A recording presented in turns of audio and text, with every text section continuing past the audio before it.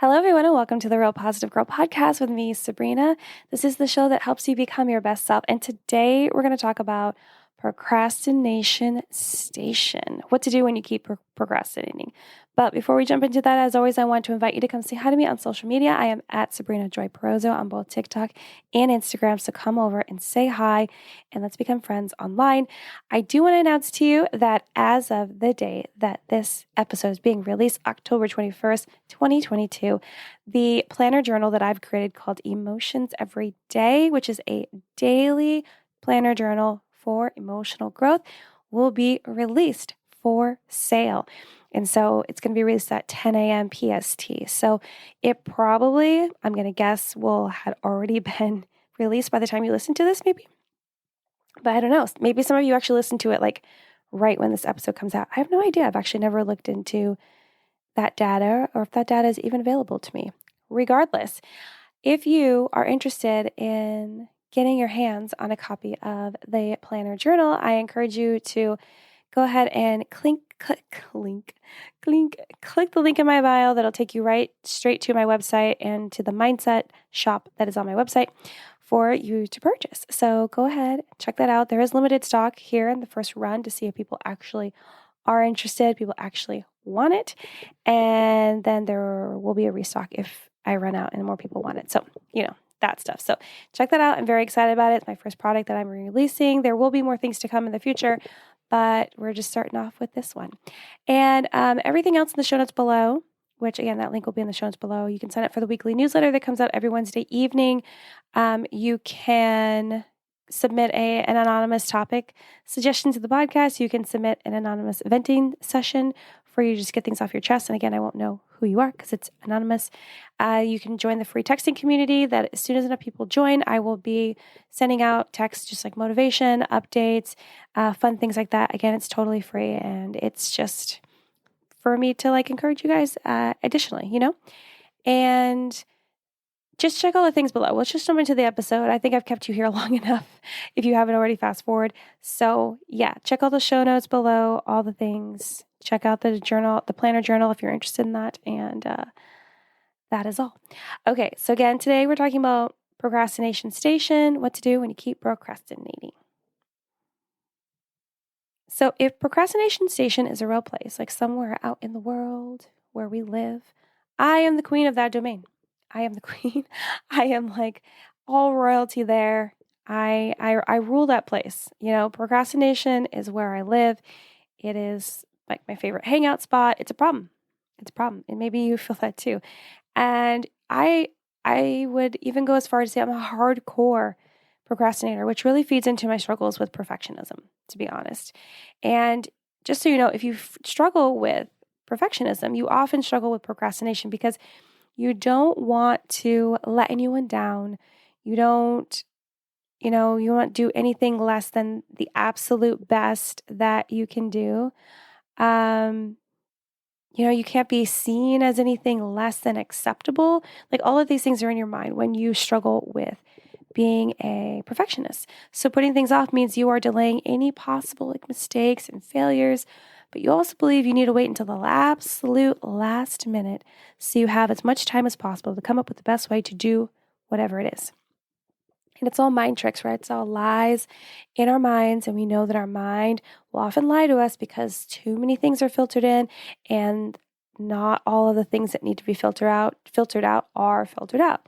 And we don't get enough of the things that actually do need to take up space in our mind. So we think that, we just need to put it off. We just need to not do it. We just need to figure out a way to get out of it, whatever it is. But despite procrastinators like myself feeling like they have the perfect reason for putting things off, which if you do procrastinate a lot, I'm sure you've come up with a lot of very actual reasons. You think they're reasons and not excuses for why you put things off until the last minute. But it's still not the best way to live your life, right? And this is even me talking to me, you got to stop. It's like, Sabrina, you got to stop, girl. You got to stop. You got to stop. Because waiting until the last possible minute puts a ton of stress on you, when in whatever you're trying to do or rush to get done, but also others involved. So if you have other people that are involved in whatever needs to happen, you could be putting And I say putting lightly. You could be contributing to them feeling stressed because you're putting it off and not just getting it done, especially if you have the ability and the means to get it done, right? And I want you to know that just because you waited longer than others would to follow through with something or like make a decision or whatever it is, it doesn't mean that you actually spent more time considering what the best option is. And I know that kind of feels like the perfect reason to be like, oh no, I wait till the end so that I can like think so deeply on what could be the answer, what could be the solution. I am the master of problem solving. No, I mean, I do consider myself a master in problem solving. I do. But that is a poor excuse.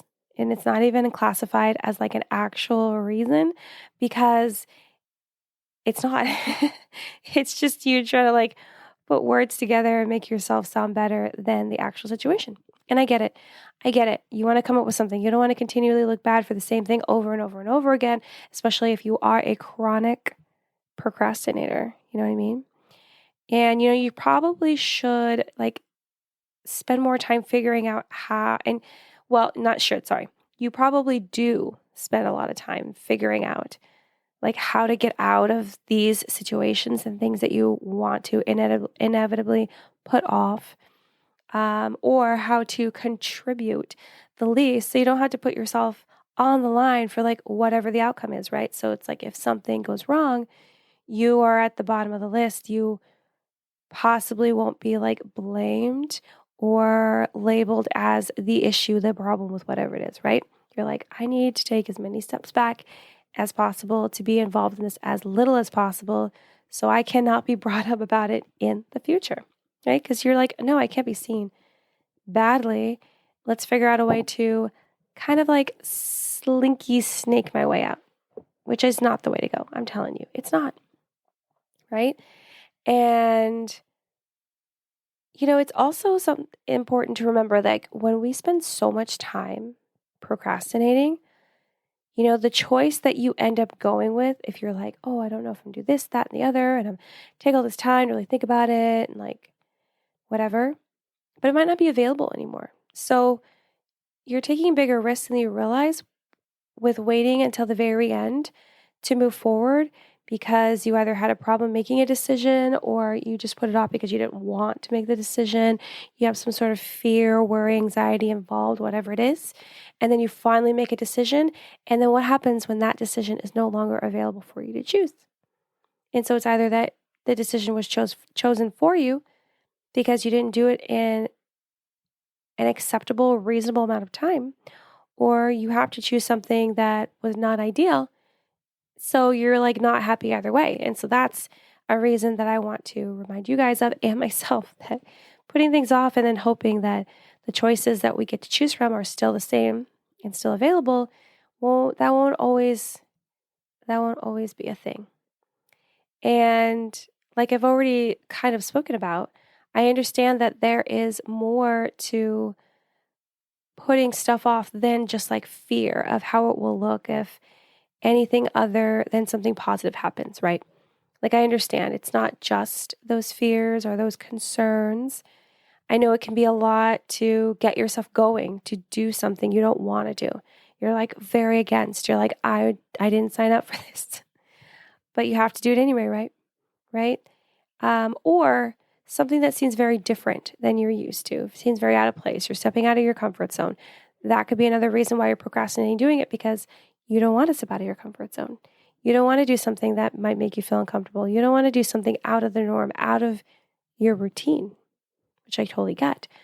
But we have to do that sometimes, right? It's just like, but in the moments where we have to make the decision initially, we're like, why would I do that?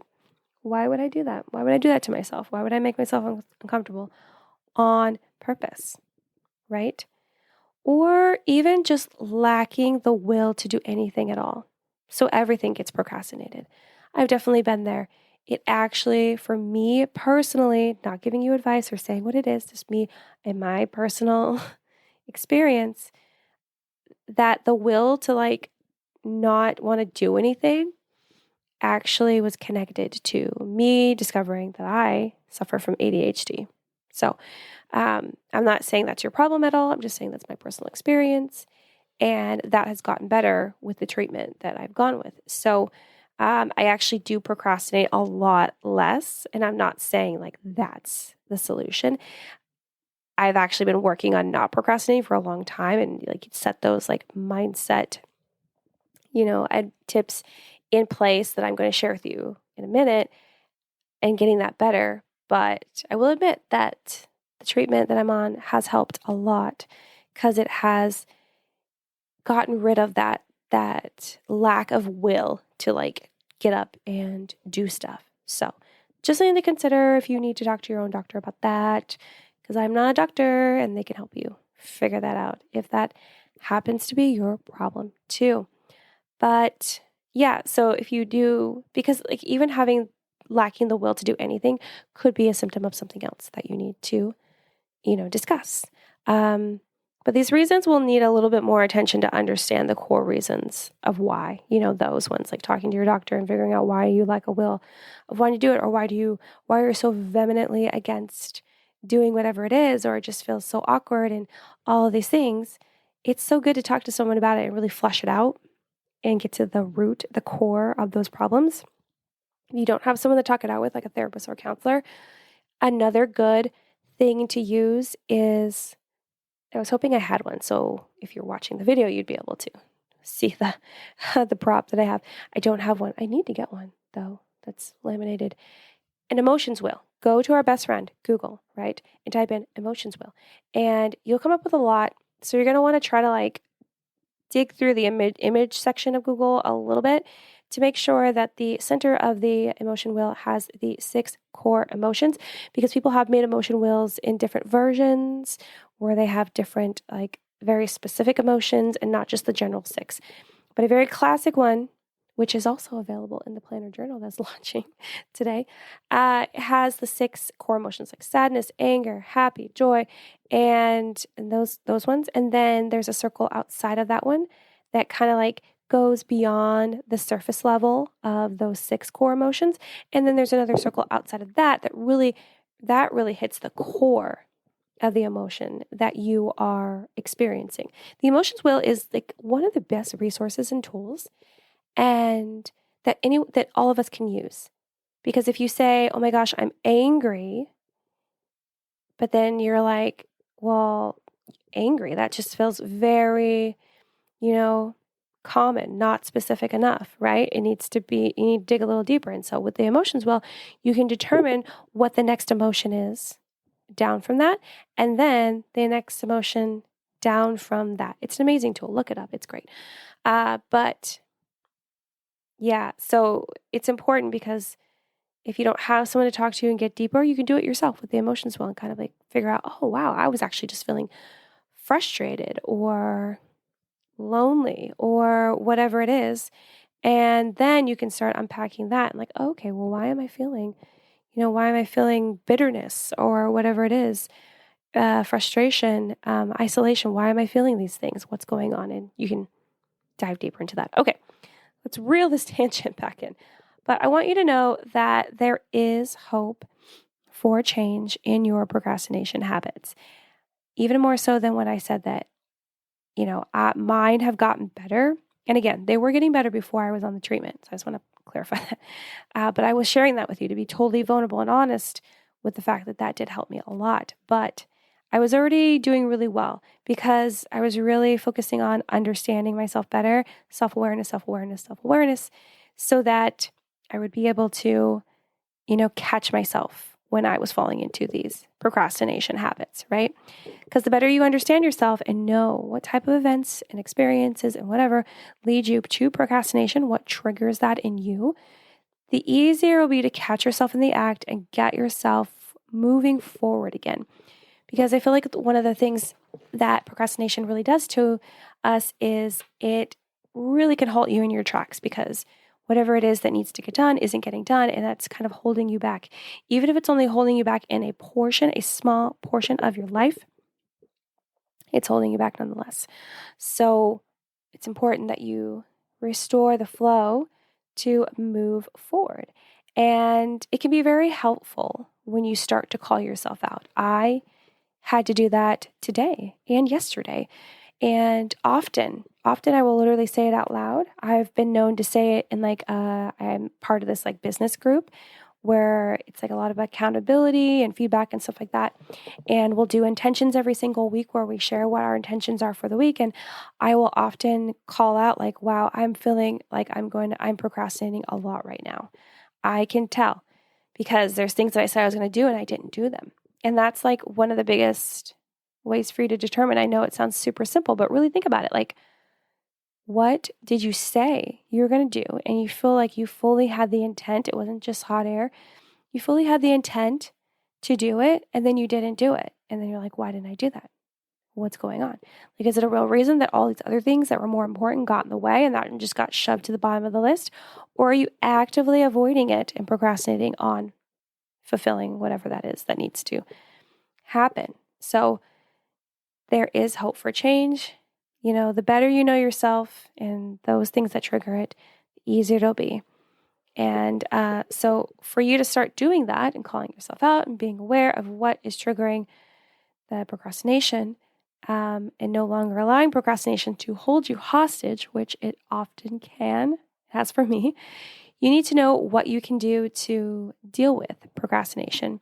And here are some tips on how to work on this struggle. And I have 7 quick ones to share with you. But before we get into that, as always, I want to let you know that these tips and advice are based on my own knowledge and research and personal experience and the experiences of others that I am allowed to share. And if you feel like none of this resonates with you, please speak with a counselor or a therapist that can really help you unpack it and understand it better. Or if you don't want to do that, go to where? Say it out loud, our best friend Google, and type in how to deal with procrastination. You will come up with many, many articles, several that I've read. And maybe you can find your answer that way. It's whatever you want. I'm just here to offer the knowledge. Do with it what you will. Okay? So again, 7 tips. Let's jump right in. So this episode isn't a million years long. Number 1, admit to yourself that you have an issue with procrastination. It's the first one. And if you're not new around here, you probably expected this or you didn't, but you're not surprised because often one of the first things we have to do is admit and accept that whatever it is happening. Because a lot of times, we'll think oh, this is just a random occurrence. This doesn't normally happen to me. I don't normally get involved, blah, blah, blah. All these excuses. All of this nonsense that's not true that you are spouting because you have not taken the time to actually admit and accept that this is an issue for you and something that you need to work on. And it's okay to have things that you need to work on. Good grief. If you're not working on something in your life, I am strongly suspect of what you're doing.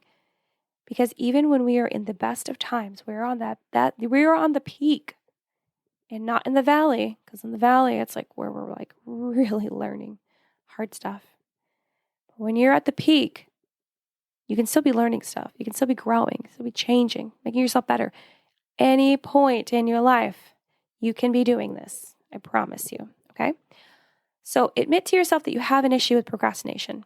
Really tell yourself the truth and understand that it is not a random occurrence, but something that needs attention so it can be handled. And so once you honestly admit that, okay, I have a problem with procrastination,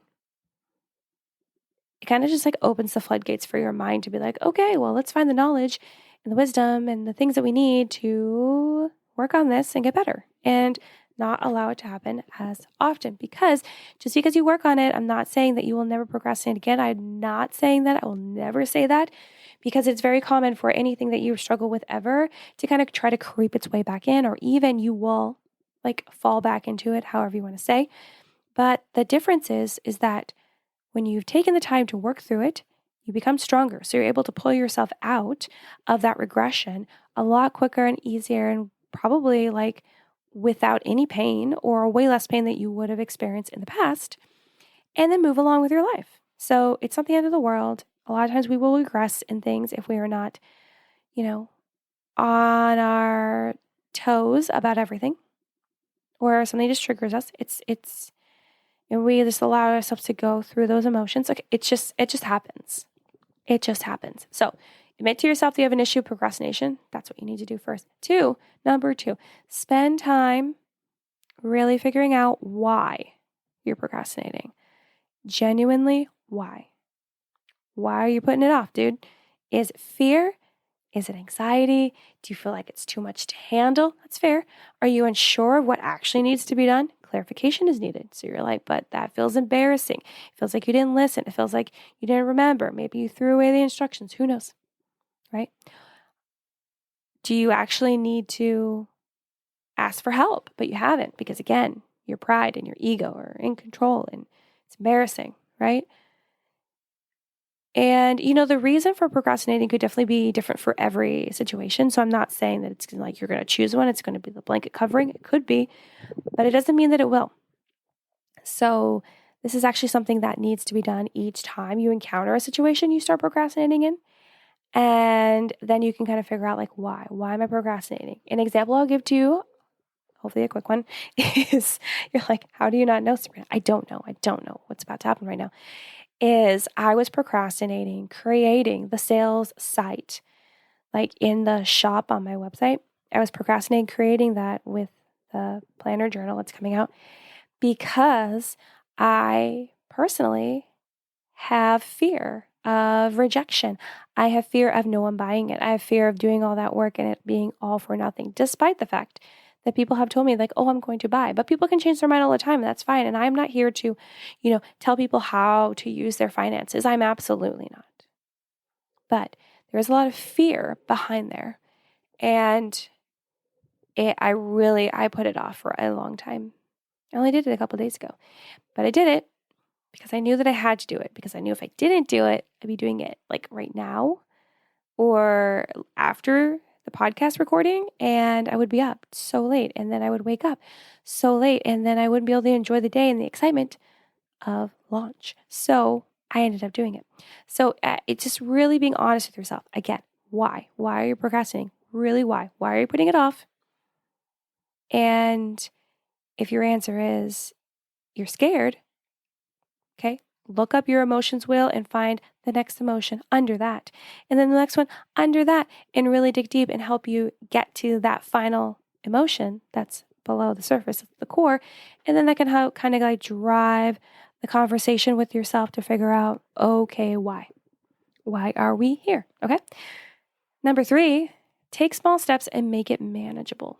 And this is a very classic example tip for this, but it's important. Okay. Take small steps and make it manageable. So if it feels like it's too much or overwhelming, find a way to break it down, into smaller tasks that feel easier to accomplish.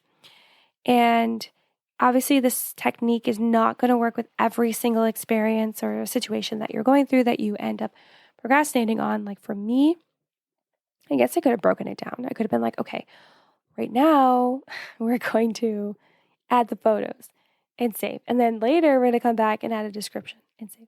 And then later we're going to do this, that, and the other. So I feel like a lot of them you could break them down into smaller steps. Sometimes we can't, and that's okay. And you just want to make it manageable so you don't feel overwhelmed. So you don't feel like it's a big thing that you need to put off, right? And another reason why this won't work with everything is because even if you have to do the smallest thing, like maybe for you is to, I don't know, the smallest thing for you to stop procrastinating on is saying yes to a date, right? Or saying yes to going somewhere on a trip, right? Or making a decision about a couple homes you're looking at because you want to purchase, right? Making a decision on a job opportunity, right? Maybe you're offered a couple different opportunities and you have to make a decision. So in regards to that, it would just be like, okay, you need to like determine how you can break that into different steps, pro cons list, getting feedback from other people, understanding, trying to figure out how you will feel after the fact based on whatever the decision is, and just really breaking down the steps into something more manageable for you to figure out. But yeah, and just go about one by one. That is totally fine. Don't even think about the next step even as much as you can without things falling apart. I understand that sometimes you have to be continually thinking of the next step for things to be safe. But if you don't, just think about that step that you're on until you're finished or almost finished with the current step. And you'll also feel like more in control of the situation if you go about it that way as well. Okay, number 4, time it or get help with it. So time it is a piece of advice that's been used by a lot of different people, right? And I thought it was really relevant for procrastination because, if you're putting something off that you have to do like on the regular, and I would say this would only work with like things that you do on the regular, right? Not just some one-off thing. But start timing how long it takes to accomplish it. And if it's like wiping down the counters, time it and see how long it takes so that the next time that you need to do that task, you'll know how long it can take and you can plan to like fit it into your schedule better, right? And maybe save like a favorite TV show or podcast or music playlist or whatever it is to enjoy while accomplishing that task. And it just makes it a lot easier to endure and get through and you actually get it done because you're like, okay, this takes 6 minutes. Let's figure out we can fit 6 minutes in right before dinner as dinner's finishing cooking and I get this task done I've been putting off for a long time. For me, oftenly, wow, I'm making up so many words today, you guys. So many words.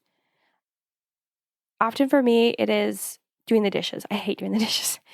But I've found that if I just do it, break it up into small chunks. So I will feel like if the sink is full of dishes, I'll need to do every single dish. But lately I've been like, okay, you know what? I don't need to like put everything in the dishwasher and then hand wash everything else. I'm just going to put as much as I can in the dishwasher that will actually allow it to be clean, run it. And then the next day or later in the day, depending upon when this is happening, I will do another load and then I will do another.